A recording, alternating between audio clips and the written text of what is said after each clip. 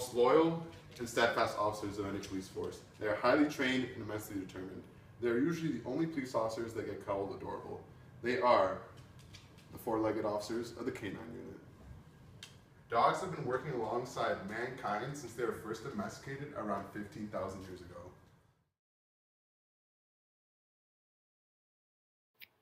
The first recorded use of dogs doing police work was in Saint-Malo, France in the early 14th century when they were used to guard dock installations, but it was not until 1888 until the first modern police dog first came into being. It was that time when London Metropolitan Police Force first used 2 bloodhounds to track suspects by scent as part of the infamous Jack the Ripper case. Though Jack the Ripper was never actually apprehended, it was the beginning of the use of dogs in law enforcement. The following years, in Gand, Belgium, police started formally training dogs in the police force. The popularity of the dogs grew over time. This was seen in 1910 when Germany had over 600 police dogs. Within the 1930s, South London introduced 2 specially trained Labrador retrievers to the police force to assist fellow officers out in the streets of the metropolitan area. It was not until the 1970s that dogs were fully embraced into law enforcement within the United States. Throughout history, it is evident that dogs have become more than just man's best friend. They have become an integral part of any police force.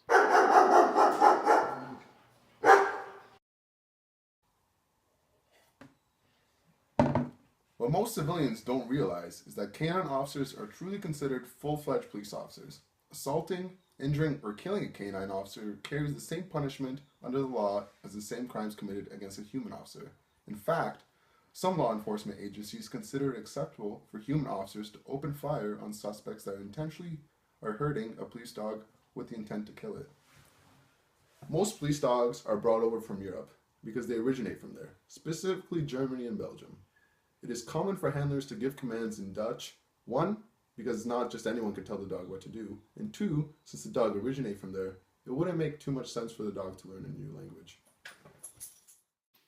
The most predominant dog used in the police force today is the German Shepherd. They are preferred because of their strength, intelligence, ease of teachability, and the obedience to their owners, as well as their proficiency in the detection of narcotics, explosives, tracking, and the apprehension of suspects. Because of these reasons, it is no surprise to see why the German Shepherd is the dog of choice for the police force. The Labrador Retriever, Belgian Malinois, Dutch Shepherd, and the giant Schnauzer are all other possible options for police dogs due to their similarities with the German Shepherd. Although these dogs perform well in their duties, none can compare to the intelligence of the German Shepherd.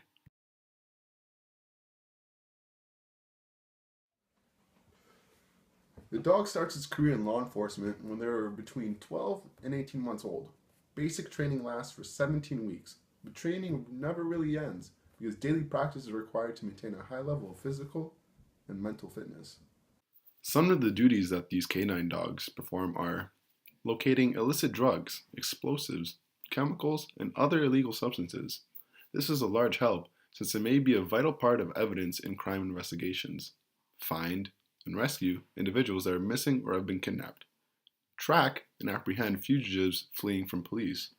Discover corpses that may have been buried or left in the wilderness.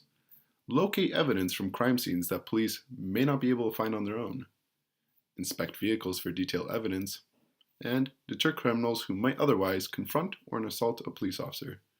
In order for the dog to have the ability to perform the tasks as mentioned before, specific K-9 police dog training must be enforced, such as the ability to detect bombs, narcotics, human trafficking, and hidden objects all within a 150 by 150 foot area.